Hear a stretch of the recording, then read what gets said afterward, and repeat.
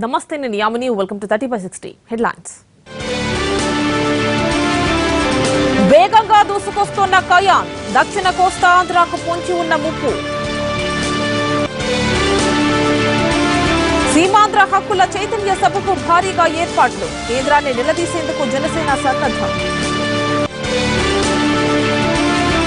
మావోయిస్టుల హెచ్చరికలతో పోలీసులు అప్రమత్తం, ఏఓబీలోని అన్ని దారులు బంద్, తండాలపై ప్రత్యేక నిఘా. అఖిలేష్ సన్నిహితుడిపై 6 ఏళ్లు వేటు వేసిన శివపాల్ యాదవ్, పవన్ ను మంత్రి పదవిలో కొనసాగిస్తోన్న యూపీ సీఎం. సమాన పనికి సమాన వేతనం ఇవ్వాల్సిందే, కాంట్రాక్టు పర్మనెంట్ తేడా లేదన్న సుప్రీంకోర్టు. విశాఖ క్రీడాభిమానులకు వర్షం టెన్షన్, 5వ వన్డే రద్దయ్యే అవకాశం. డీటెయిల్స్ చూద్దాం. కియాన్ తుఫాన్ తరుముకొస్తోంది. గంటకు 15 నుంచి 19 కిలోమీటర్ల వేగంతో తీరం వైపు దూసుకొస్తోంది. ప్రస్తుతం పశ్చిమ మధ్య బంగాళాఖాతంలో కొనసాగుతోంది. దీని ప్రభావం వల్ల ఈ రోజు వర్షాలు ప్రారంభమయ్యే అవకాశం ఉంది. ఇప్పటికే అప్రమత్తమైన తీర ప్రాంత అధికారులు అన్ని జాగ్రత్త చర్యలు తీసుకుంటున్నారు. పోర్టుల్లో 2వ నంబర్ ప్రమాద హెచ్చరికలు కొనసాగుతున్నాయి. నిన్న విశాఖకు తూర్పు ఆగ్నేయంగా కేంద్రీకృతమైన కియాన్ తుఫాన్ పశ్చిమ నైరుతి దిశగా ముందుకు కదిలింది. ఎక్కడ తీరం దాటుతుందనే దానిపై స్పష్టమైన సంకేతాలేవీ లేకపోవడంతో ఒడిషా, ఏపీ, తమిళనాడు 3 రాష్ట్రాలు అప్రమత్తమయ్యాయి. తుఫాన్ ప్రభావంతో 45 నుంచి 55 కిలోమీటర్ల వేగంతో గాలులు వీస్తున్నాయి. సముద్రం అల్లకల్లోలంగా మారింది.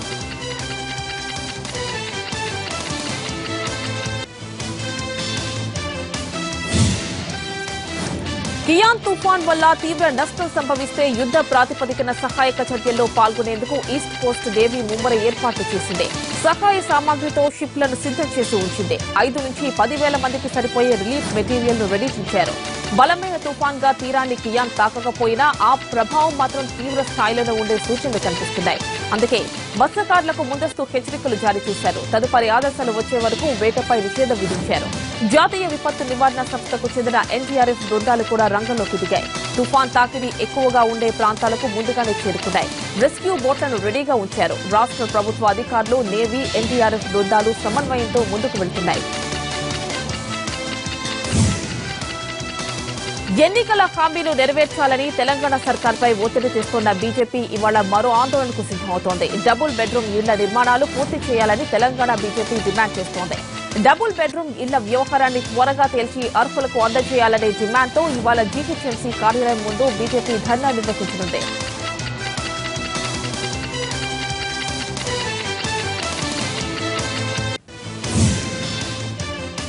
మల్కాన్గిరి ఎన్కౌంటర్ లో చనిపోయిన మావోయిస్టుల మృతదేహాలను వారి బంధువులకు అప్పగిస్తున్నారు పోలీసులు. ఆర్కే కుమారుడు మున్నా మృతదేహాన్ని అమరవీరుల బంధుమిత్రుల కమిటీకి పోలీసులు అప్పగించారు. దీంతో మున్నా మృతదేహాన్ని రాజమండ్రికి తరలించారు. అక్కడ ఇవాళ అంత్యక్రియలు నిర్వహించనున్నారు.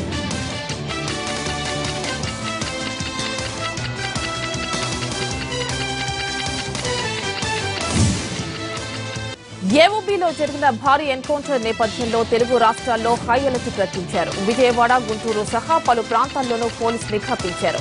ఏపీలోనూ అధికార పార్టీ ప్రజాప్రతినిధుల ఇళ్లు, కార్యాలయాలు, సీఎం క్యాంప్ ఆఫీస్ వద్ద భద్రతను పెంచారు. ఇటు జిల్లాల పర్యటనకు వెళ్లొద్దని తెలంగాణ మంత్రులకు ఇంటెలిజెన్స్ వర్గాలు సూచించాయి. ఈ నేపథ్యంలో కేటీఆర్ వరంగల్ పర్యటన సహా మంత్రులందరి టూర్లు రద్దయ్యాయి.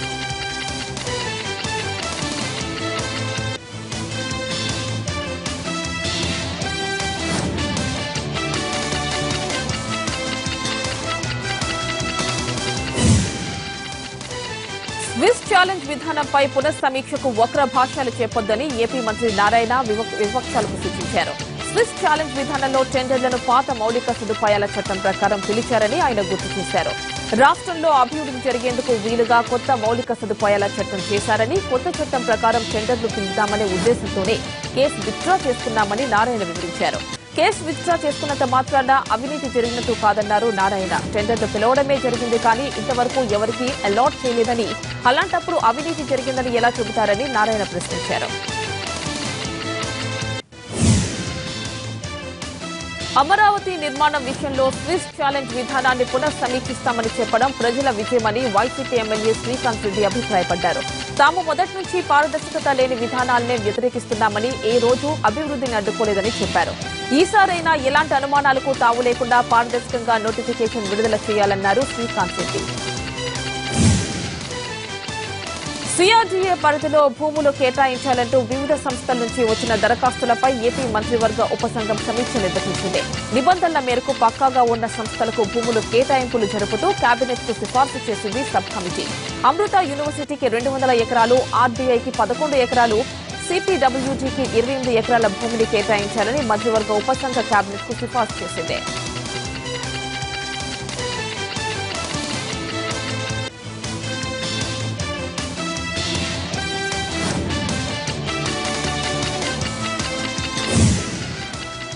ప్రత్యేక హోదా ఉద్యమంలో భాగంగా వైఎస్ఆర్సీపీ రాష్ట్ర వ్యాప్తంగా నిర్వహించనున్న 5 బహిరంగ సభల్లో తొలి సభకు విశాఖ వేదిక కానుంది.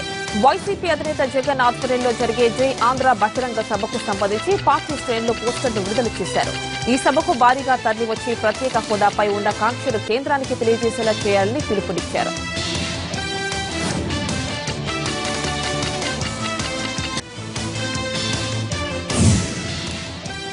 వైసీపీ అధినేత జగన్ పై ఫైర్ అయ్యారు ఏపీ మంత్రి అయ్యన్న పాత్రుడు. జైలుకు వెళ్లి వచ్చిన జగన్ కు టీడీపీని విమర్శించే హక్కు లేదన్నారు. గంటకో పార్టీ పూటకో మాట మాట్లాడే నేతలు కూడా ఒక లీడర్లా అని ఆయన ప్రశ్నించారు.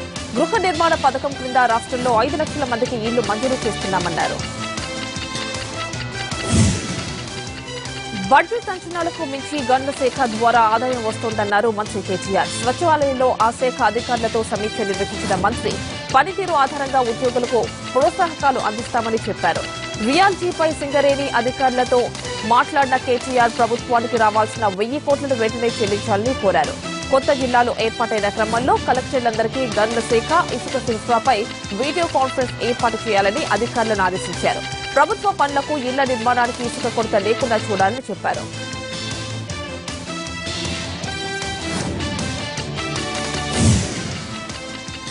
నకిలీ విత్తనాలు అమ్మితే జైలుకు వెళ్లక తప్పదని హెచ్చరించారు ఏపీ వ్యవసాయ మంత్రి పత్తిపాటి పుల్లారావు. వారిపై పీడీ యాక్ట్ కింద కేసు నమోదు చేస్తామన్నారు. నకిలీ విత్తనాలు అమ్మిన 2 సంస్థ యజమానులను అరెస్ట్ చేస్తున్నట్లు వెల్లడించారు. నకిలీ విత్తనాలను అరికట్టేందుకు భవిష్యత్తులో విత్తన చట్టంలో మార్పులు తెస్తామన్నారు.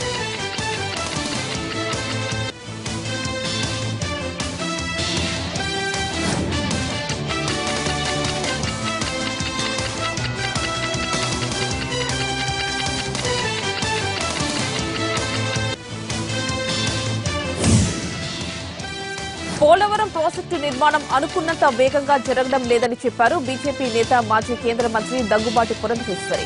ఒంగోలులో జరిగిన జిల్లా స్థాయి కార్యకర్తల సమావేశానికి హాజరైన పురంధరేశ్వరి పోలవరం ప్రాజెక్టు విషయంలో కేంద్ర ప్రభుత్వం చిత్తశుద్దితో వ్యవహరిస్తోందని స్పష్టం చేశారు.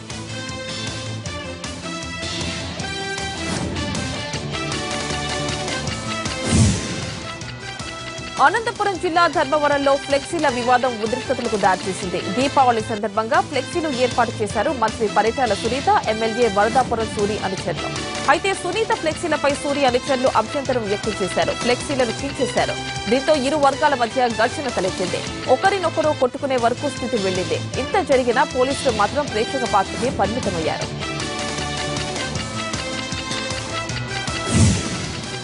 దళితుల అభివృద్ధికి చంద్రబాబు తీవ్రంగా శ్రమిస్తున్నారన్నారు ఏపీ సాంఘిక సంక్షేమ శాఖ మంత్రి రావెల కిషోర్ బాబు. ఒంగోలులో చంద్రన దళిత బాట కార్యక్రమంలో మంత్రి పాల్గొన్నారు.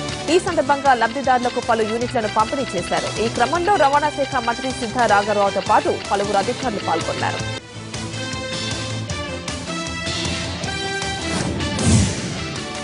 శ్రీకాళహస్తి వాయులింగేశ్వర స్వామి ఆలయ మాస్టర్ ప్లాన్ ఆలయం చుట్టూ విశాలంగా మార్చాలనే ప్రతిపాదనకు AP CM Chandrababu green signal ఇచ్చారు. శ్రీకాళహస్తి, శ్రీశైలం, విజయవాడ, కనకదుర్గ ఆలయాల మాస్టర్ ప్లాన్ పై అధికారులతో చంద్రబాబు సమీక్ష జరిపారు. చిన్న మార్పులతో మాస్టర్ ప్లాన్ కు ఆమోదం తెలిపారు. ఆలయాల్లో అన్నదాన కార్యక్రమం నిత్యం జరగాలని అధికారులకు సూచించారు.